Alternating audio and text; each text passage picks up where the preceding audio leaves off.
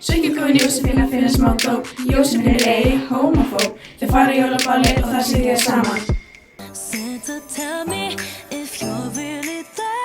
Svekkjur fyrir fötunum og spila smá plötunum. Jósefína kaupir sér kjól því það er jól.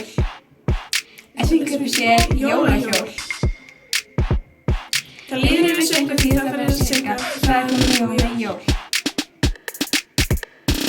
Jólakötturinn kemur og borðar allt börn því hann er dópveisti og það er bull og rugl. Rennur niður brekkuna og segir: taktu út byssuna. Byssan okkar, gleðileg jól og passar komandi ár.